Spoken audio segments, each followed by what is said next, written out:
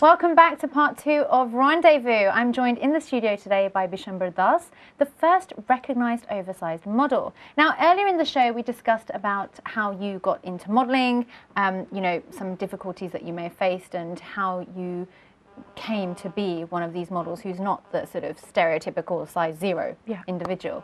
Now, where would you sort of draw the line of being, you know, oversized to being sort of what some may say is obese, you know, getting to that point where it does affect your health and, you know, you are suffering?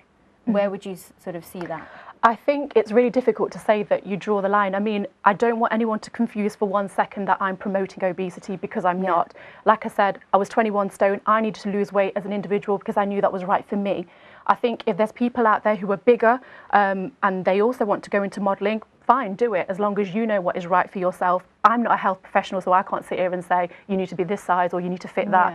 So I think as long as, I don't think you should jeopardise your health in any way. I didn't. I've reduced my weight, so that's certainly something that I would say to everybody. I mean, you realised where the point where you needed to lose weight because it was affecting you on sort of a health, you know, basis. Which is brilliant, by the way. Thank you. I mean, what advice would you give to those who are trying to lose weight and maybe they don't have the support from the family? You know, some people aren't as encouraged or have that. I mean, what would you say to them? I think it's all good sort of saying that, you know, you want to lose weight. I think you have to take small steps. You're not going to do everything straight away as such. So like I started off just by walking because I've never been and never will be just a gym person who can go there and just do it. But you have to have discipline. Don't think many of us are, to be honest. Probably not. But you have to have discipline in your life. So small steps, and obviously you will see a result, and that will motivate you further. So if you think you're just going to go in there, it's not going to happen. Small steps. Yeah. And what do you think of, you know, obviously the stereotypical sort of size 0, size 6, size 8 models? I mean, what is your perception on those? I mean, and on what they project onto society? I think, I mean, if I talk about personally, again, a social care worker, I work with children from 0 to up to the age of 18, and I have worked with children who are only 4 to 5 years old in school feeling pressures around their body image, and that's really sad that we're bringing up children in this society under them pressures as well. So I think that at the end of the day it's down to each individual, and I think that industries such as the modelling industry and the fashion industry, they do need to take responsibility for that and what they put out there, because it does affect normal people. But at the same time, I've never said, because I'm a plus size person myself, that I will say that that is right or that is wrong. I think someone who is a size 0, if they are happy, because I can't say that's unhealthy, because then someone can say to me, well, you're overweight and that's unhealthy. As long as you're comfortable in what you're doing, that is fine. But do I think that every runway model needs to be size 0? No, I don't think that. So it's a balance really for me. But do you not think that, I mean, it's very, I don't know this, but I would say it's very rare that people are born and they grow up and they are a size 0, and that is how they are naturally. Do you not feel that there is that pressure from society, and because of, you know, there is a lack of sort of plus size models, and there are, you know, an abundance of size 0 models out there? Do you not think that that makes a difference, that sort of affects society, and that can create health issues through anorexia or bulimia or whatever people go through to try and get to that size? Totally, I totally agree with you, Jyoti. It does, and you're right, there has to be a balance, and I think we need to concentrate on the fact that there are more real women like myself out there as well, and that needs to be projected very openly in society. I mean, before I started my campaign, to me it was all about initially that society doesn't accept this. Whilst I've gone on in my journey, I've actually realised that society does accept this. People have been so open to this. I mean, I get messages in my inbox from women who just say, you're so influential, thank you so much for doing what you're doing, and they share their story with me, and to me that is, I feel so honoured because they can come forward and say that, and it makes me just want to go further and further in this campaign. But then when I've put this issue out to people who are in the industry, like fashion designers and people who have catwalk ramps, etc., they don't want to know me because I'm a plus size woman. So how can we change this when it's actually the players in the game that actually don't want to know you? So really it's not down to society. I think people out there, such as professionals in this game, they need to get it right. Change their views. Totally. Now, earlier in the show you said that, you know, if you were offered, or you have been offered, roles in Punjabi movies or things like that, and they asked you to, you know, lose some weight, at the moment you're probably saying no, but you mentioned that maybe later on you would say yes. Would you go to the lengths of being sort of, you know, a size 8 or you know, all the way to size 0? Would you feel, I mean, would you take that step and go that distance? Certainly not for me. Personally, in my opinion, I don't find that attractive. To me, a woman who has got curves, who looks very feminine in that sense, is attractive. That's my opinion. And that is something that I really want to stick to and stick by. So is size 8 or below, or even size 10 for me? No, I will always be a curvy woman, and I will always be proud of that.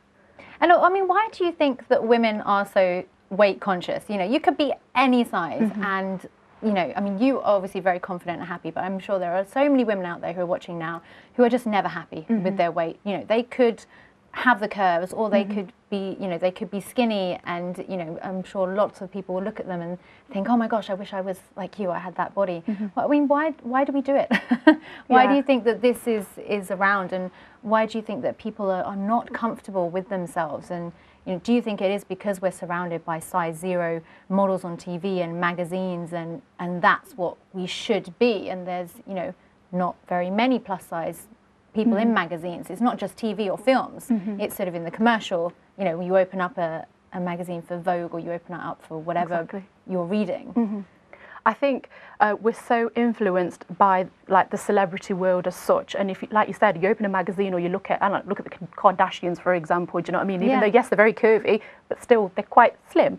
But at the end of the day, even they're so conscious, having Botox here and there all the time. So why are they not accepting themselves for how they are? I think the media has got a massive role to play in this, and we need to understand that it's affecting our younger generation, the children that we're bringing up, and it's really, really unfair. I mean, I remember my childhood where I'd eat ice creams and run around in a playground, but now we have children that are so conscious about their, you know, their weight. And I think the likes of, you know, new generation media, for example, and technology, that doesn't help, because obviously I didn't have Facebook when I was around, you know, so they're more exposed to things like this. So I think that is the reason why, but obviously it's our responsibility as adults to actually put it forward and say, no, we are also a true meaning of society too, and here you go. Now, you said this is your sort of campaign. I mean, what exactly? I mean, please tell our viewers, what are you pushing forwards? Are you actually involved in something that you're, you know, showing out there, and, you know, getting petitions or whatever to try and change things? It would be helpful to know a bit more about that. Yeah, for me, it's not as putting a petition forward as such. For me, it's more about accepting there's people out there like me. It's about just really accepting that there's real people out there, not sticking to the normal mould, which is very slim women, what we see in our magazines. People like me also deserve a chance. So really, I'm being myself out there. I don't have a motive as such.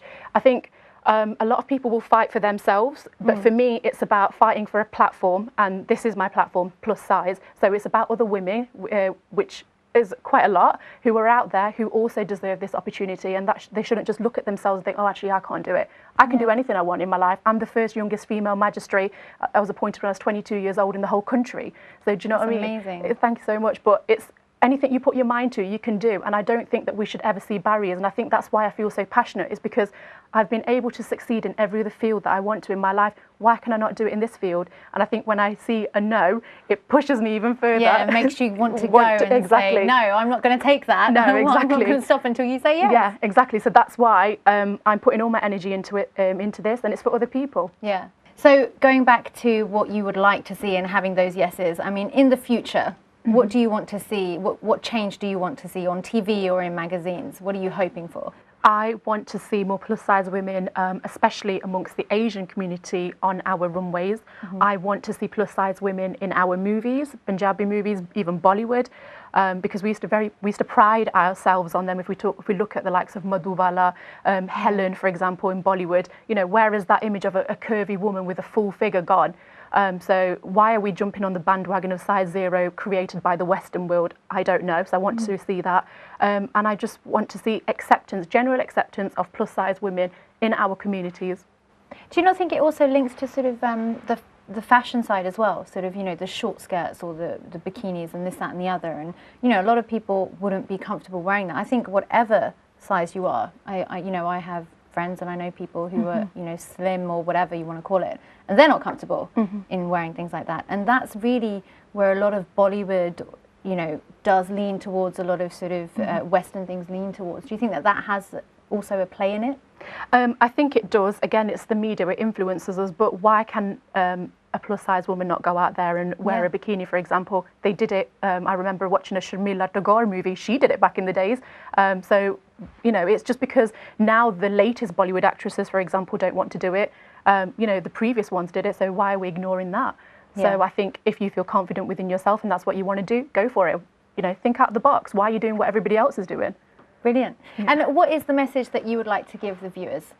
The message that I really want to give to everybody is you just have to accept yourself. If you don't accept yourself and believe in what is important to you, how is anyone else ever going to believe in your cause or, you know, what is important to you as well? So I think stay focused, stay humble, carry on towards your goals. There are going to be people who are going to come in your way and create a barrier, but you have to overcome that. If you don't have anything, you know, a certain goal in your mind, but support other people around you, do you know what I mean? And I think that's what we have to do. We have to support people around us. If we don't do that, then we're not going to move on anywhere, are we? No. Well, thank you so much. It's been an absolute Thanks pleasure for having you on the show. And congratulations again for Miss Photogenic. Thank you. So unfortunately, that's all we have time for on Rendezvous. And unfortunately, that is the last in the series. But don't worry, we will be back very soon. Bye for now.